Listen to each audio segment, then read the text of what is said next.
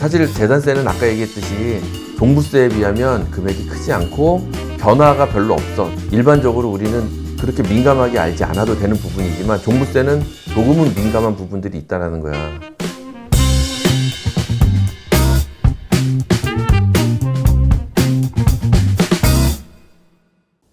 오늘은 자산을 보유하고 있을 때 내는 세금에 대해서 좀 얘기를 하려고 해.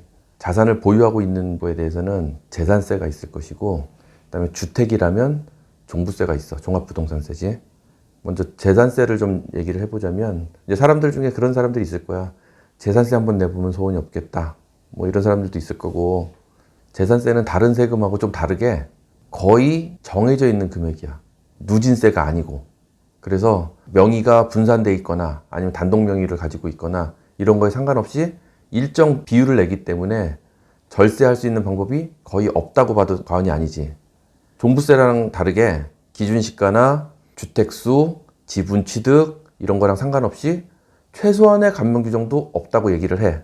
근데 재산세든 종부세든 이런 것들은 기준이 6월 1일이야. 그래서 6월 1일 이전에 보유를 하고 있느냐.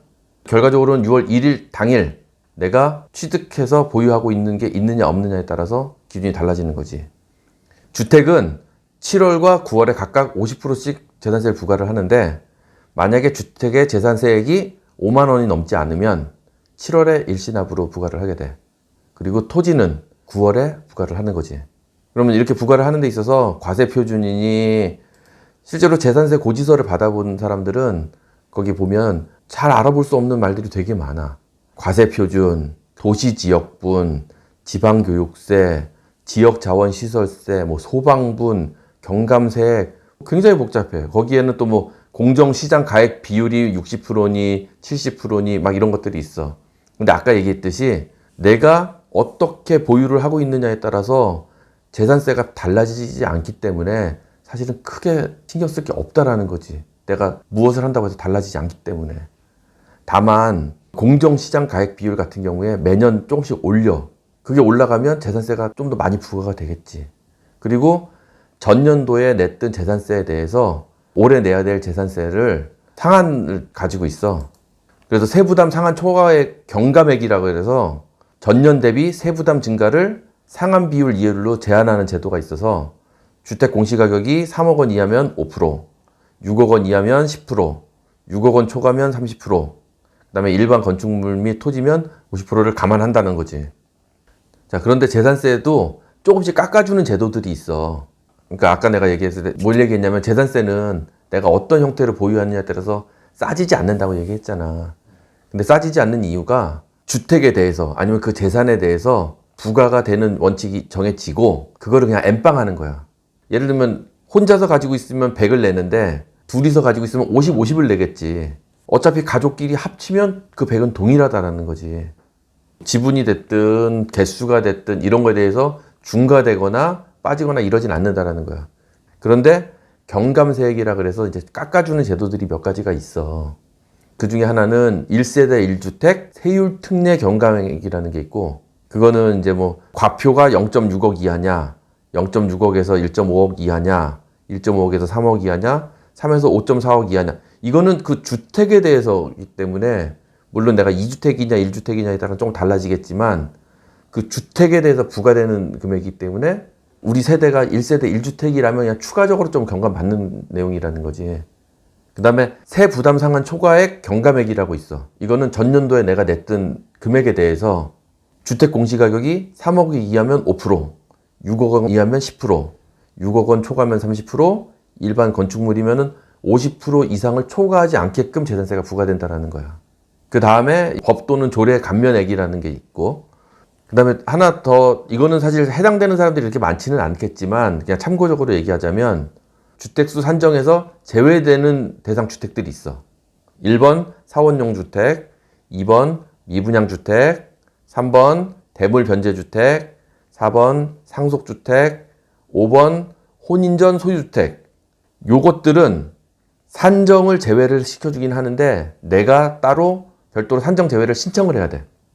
그거 말고 이제 6번 문화재 주택, 7번 기숙사, 8번 가정 어린이집, 9번 노인복지주택, 임대용으로 쓰는 거. 요런 경우는 과세관청이 직권으로서 조사를 해서 제외를 시켜주기 때문에 별도로 신청을 하지 않아도 된다는 거지.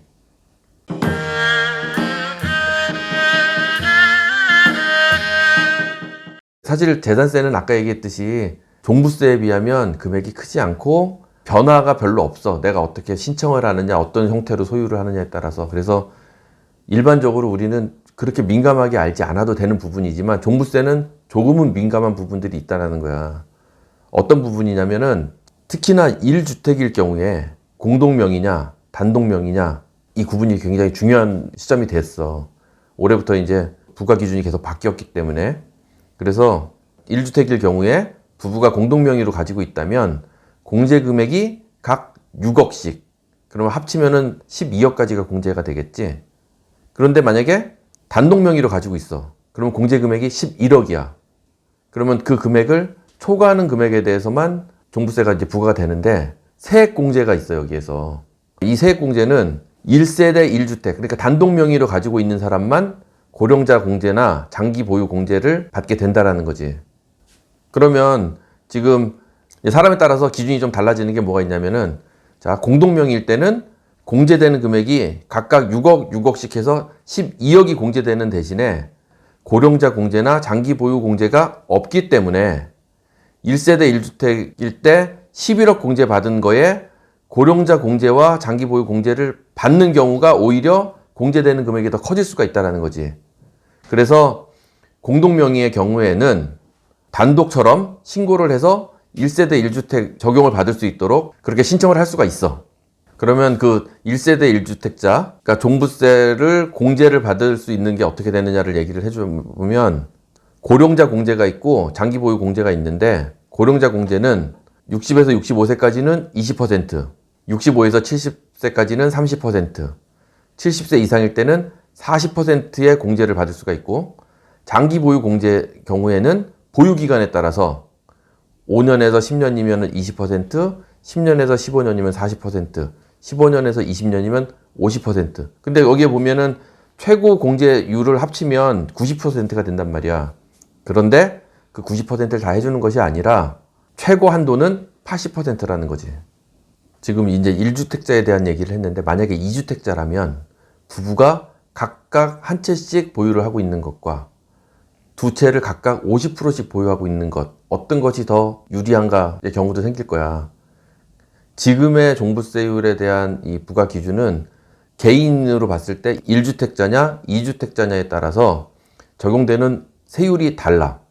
1주택일 때는 0.6%에서 3%까지지만 2주택 이상일 때는 뭐 조정 대상 지역이냐 아니냐에 따라서 좀 달라지긴 하지만 1.2%에서 6%까지 부과가 되고 있기 때문에, 지금의 세제상에서는 만약에 부부가 두 채의 주택을 보유하고 있다면 한 채씩 각각 보유를 하고 있다. 그랬을 때는 1인에 대한 종부세율이 적용이 돼. 그래서 1인의 종부세율은 0.6%에서부터 3%까지가 부과가 되는데, 만약에 둘이서 50%씩 두 채를 모두 다 보유하고 있다면 개인이 두 채씩을 보유하고 있는 것으로 산정이 되기 때문에, 물론 조정 대상 지역이냐 아니냐에 따라서 좀 달라지지만 1.2%에서부터 6%까지 부과가 되기 때문에 두 채 이상의 다주택자라면 각각 보유하고 있는 것이 조금 더 유리하게 산정이 된다는 거지. 자, 결론적으로는 재산세는 다주택이냐 아니냐, 내가 보유를 어떻게 하고 있느냐에 따라서 큰 상관이 없기 때문에 많이 민감한 부분은 아니지만, 종부세의 경우는 앞으로 내가 추가적으로 주택을 취득할 계획이 있다거나 또는 부부간에 증여를 한다거나 하는 방법을 고려하고 있다면 장기적으로 이 종부세가 어떻게 적용되는지를 판단해보고 그거에 따른 주택 보유의 형태를 결정하는 게 좋을 것 같아.